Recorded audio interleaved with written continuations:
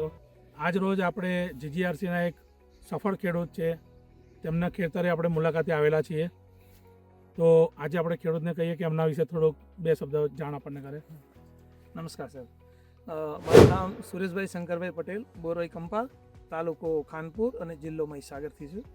અમે 1 વર્ષથી અમે આ પપૈયાની ખેતી કરી છે. આના પહેલાં અમે તરબૂચ લગાવ્યા હતા, જે અમારા સફળ સારું ઉત્પાદન મળ્યું હતું. એમાં અમે છેલ્લા 15 વર્ષથી ડ્રીપ યુઝ કરીએ છીએ અને સારું પરિણામ મળ્યું છે અને સક્સેસ જ જઈએ છીએ. સારી ખેતી.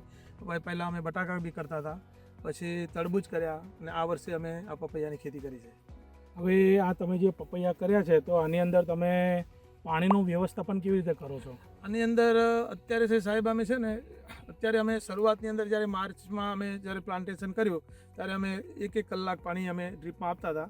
ધીમે ધીમે જેવી રીતે પ્લાન્ટ જરૂર પડી એમ કલાક 2 કલાક અત્યારે ડ્રીપમાં પાણી આપીએ છીએ અમે.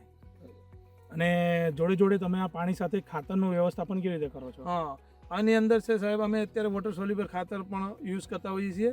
જેવી રીતે કે 19 છે, 12 61 છે, 052 34 ફંગીસાઇડ છે, આ તે જે જરૂર પડે એ અમે યુઝ કરતા હોઈએ છીએ. ડ્રીપમાં જ આપીએ છીએ બધા ખાતરો.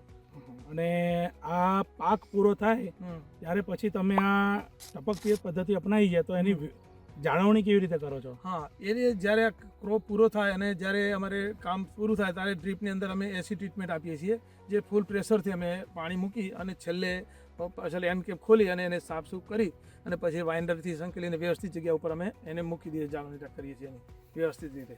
બરાબર. તો ખેડૂત મિત્રો, આપ સૌને પણ આ માહિતી મદદરૂપ થઈ શકે એમ છે. નમસ્કાર.